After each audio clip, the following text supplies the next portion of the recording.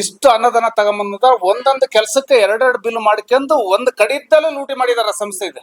ಸುಮಾರು ಒಂದು 10-15 ಜನ ಇಂಜಿನಿಯರ್ಗಳು ಸಸ್ಪೆಂಡ್ ಆಗ್ತಾರೆ ಇದು ತನಿಖೆ ಆದ್ರೆ.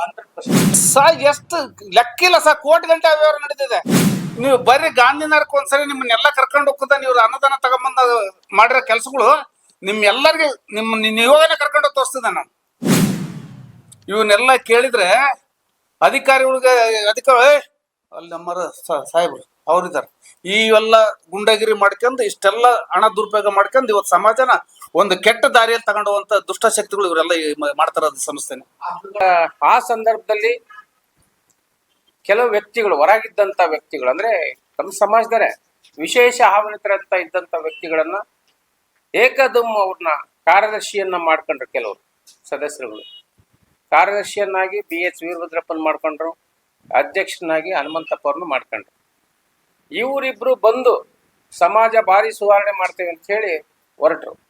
ನಾವು ಅವಾಗ ಅವ್ರನ್ನ ಒಂದಿಷ್ಟು ವಿರೋಧ ಮಾಡಿದ್ವಿ. ಕಾರಣ, ಗ್ರಾಮೀಣ ಪ್ರದೇಶದವರಿಗೂ ಅವಕಾಶ ಕೊಡಬೇಕು. ನೀವು ಈ ಕಮಿಟಿಯಲ್ಲಿ ಬರೀ ನೀವೇ ಸೇರ್ಕೊಂಡು ನೀವೇ ಒಂದು 2-3 ಕುಟುಂಬ ಸೇರ್ಕೊಂಡು ಸಂಸ್ಥೆಯನ್ನು ನಿರ್ವಹಣೆ ಮಾಡಿದ್ರೆ ಕಷ್ಟ ಆಗ್ತದೆ, ನಿಮಗೆ ಬೇಕಾದಂತ ಅಕ್ರಮ ಇನ್ನು ಕಟ್ಕೊಳ್ತೀರಾ ಅಂತ ಹೇಳಿ ನಾವು ವಿರೋಧವನ್ನು ಮಾಡಿ ವಾಪಸ್ ಬಂದ್ವಿ ನಾವು ಹೊರಗಡೆ. ಆಮೇಲೆ ಅವ್ರಿಗೆ ಬೇಕಾದಂತವ್ರನ್ನ ಅವರು ಸಮಿತಿಯ ಸದಸ್ಯರುಗಳನ್ನಾಗಿ ಅವ್ರ ಮನೆ ತಂದವ್ರನ್ನ ಕೇವಲ 5 ಕುಟುಂಬ ಈ ಸಂಸ್ಥೆಯ ನಿರ್ವಹಣೆ ಇವತ್ತು ಮಾಡ್ತಾ ಇದ್ದಾರೆ. ಇಡೀ ಸಮಾಜ 2-2.5 ಲಕ್ಷ ಜನಸಂಖ್ಯೆ ಇರ್ತಕ್ಕಂಥ ಸಮುದಾಯಕ್ಕೆ 5 ಕುಟುಂಬದವ್ರು ಸೇರಿ ಎಲ್ಲರನ್ನೂ ಸ್ವಲ್ಪ ಗುಂಡಾಗಿರಿ ಅದು ಇದು ಮಾಡ್ಕೊಂಡು ಅವ್ರಿಗೆಲ್ಲ ಬೆದರಿಕೆ ಹಾಕಿ ಸರಿಸಿ ಅವರು ನಿರ್ವಹಣೆ ಮಾಡ್ಕೊಂಡು ಹೋಗ್ತಾ ಇದಾರೆ. ಅವರಾದ್ರೂ ನಿರ್ವಹಣೆ ಸರಿಯಾಗಿ ಮಾಡ್ತಾ ಇದ್ದಾರಾ ಅಂತ ನಾವು ಅಬ್ಸರ್ವ್ ಮಾಡಿದಾಗ ಏನಿಲ್ಲ, ಎಲ್ಲ ಇಲಿಗಲ್ ಆಗಿ ಮಾಡ್ಕೊಂಡು. ಈಗ ಉದಾಹರಣೆಗೆ ಏನು ಮಳಿಗೆ ಕಟ್ಟಕ್ಕೆ ಹೊರಟಿದ್ದಾರೆ, ವಿದ್ಯಾಸಂಸ್ಥೆಯಿಂದ ಎಲ್ಲ ಮಕ್ಕಳು ಹೊರಗಿದ್ದಾರೆ. 100 ಮಕ್ಕಳು ಇದಾರೆ ವರ್ಷ ಅಂತೇಳಿ 100 ಮಕ್ಕಳಿಗೆ ಸ್ಕಾಲರ್ಶಿಪ್ ತಗೊಳ್ತಾ ಇದಾರೆ ಸರ್ಕಾರದಿಂದ ಅನುದಾನ. ಅಲ್ಲಿರೋದು 25-30 ಮಕ್ಕಳು ಹಾಜರಾತಿ. ಅದು ವಸತಿ ಇಲ್ಲ ಅವ್ರಿಗೆ, ವಸತಿ ಮುಖಾಂತರ. ಆದ್ರೆ ಶಾಲಾ ಇದು ಇಲ್ಲ, ಏನೋ ಎಂತದ ಕೋರಂ ಇಲ್ಲ, ಮಕ್ಕಳ ಕೊರತೆ ತುಂಬಾ ಕಡಿಮೆ ಇದೆ.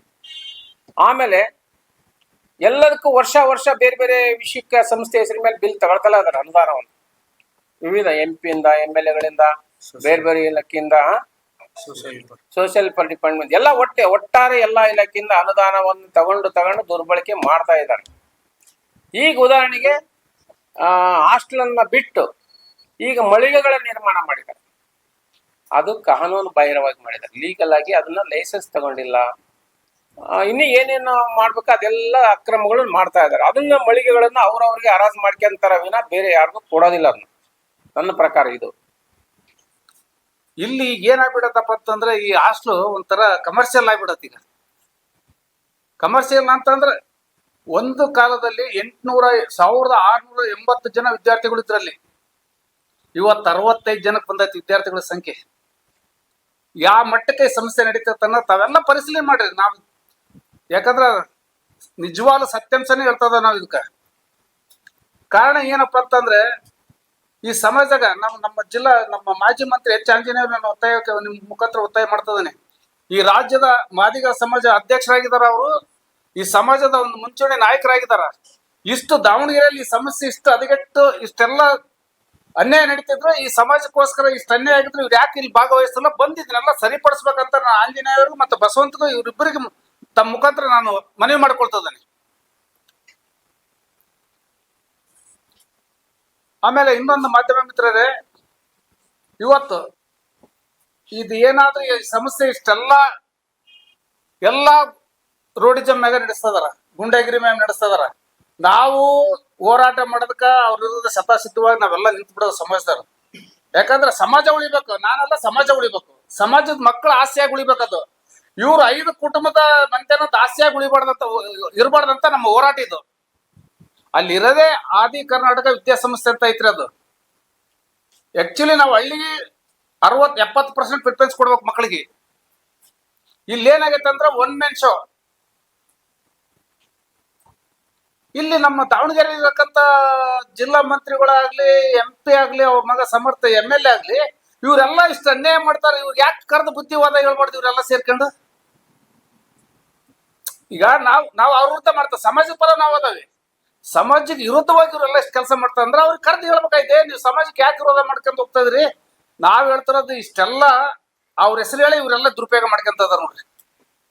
ಈ ಸಂಸ್ಥೆ ನಡೆಸ್ತಾರ ಅವ್ರ ಹೆಸರು ಹೇಳಿ ದುರುಪಯೋಗ ಮಾಡ್ಕೊಂಡು ಅಧಿಕಾರಿಗಳಿಗೆ ಎದುರಿಸಿ ಕೆಲಸ ಮಾಡ್ಕೊಂಡು ಈ ಸಂಸ್ಥೆ ದುರುಪಯೋಗ ಮಾಡ್ಕೊಂಡು ಆಡಳಿತ ಮಾಡ್ತದ.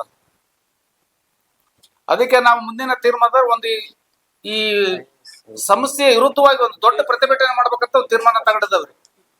ಇದರಲ್ಲಿ ಎಷ್ಟೋ ಜನ ಹಳೆ ವಿದ್ಯಾರ್ಥಿಗಳು ಅಧಿಕಾರಿಗಳು ಇದಾರ, ಎಸಿ ಆಗಿದಾರ, SP ಅಲ್ಲ DSP ಆಗಿದಾರ, ಸರ್ಕಲ್ ಇನ್ಸ್ಪೆಕ್ಟರ್ಗಳು ಇದಾರ, ಅಧಿಕಾರಿಗಳು ಇದಾರ. ಆ ಅಧಿಕಾರಿಗಳು, ಹಳೆ ವಿದ್ಯಾರ್ಥಿಗಳು, ನಮ್ಮ ಸಮಾಜ ಮುಖಂಡರು ಎಲ್ಲರೂ ಸೇರಿ ಆ ಸಮಸ್ಯೆ ಇವ್ರ ವಿರುದ್ಧ ಆಡಳಿತ ಮಾಡ್ತಂತ ಕಮಿಟಿ ವಿರುದ್ಧ ಸಂಪೂರ್ಣವಾದಂತ ಹೋರಾಟ ಮಾಡಿ ಇವ್ರ ಕೆಳಗಿಳಿಸೋ ಮಟನು ನಾವು ಇವ್ರ ಕೆಳಗಿಳ ಮಟನು ನ್ಯಾಯಾಂಗ ತನಿಖೆಗೆ ಹೋರಾಟ ಮಾಡಿ, ಕಾನೂನು ಪ್ರಕಾರ ಹೋರಾಟ ಮಾಡಿ ಅದನ್ನ ಆಡಳಿತವನ್ನು ರದ್ದುಪಡಿಸ್ಬೇಕಂತ ಸರ್ಕಾರಕ್ಕೆ ನಾವೆಲ್ಲ ಒಕ್ಕೂಲಿಂದ ಮನವಿ ಮಾಡ್ಕೊಡ್ತಾ ಇದ್ದೇವೆ ಮಾಧ್ಯಮ ಮಿತ್ರರೇ.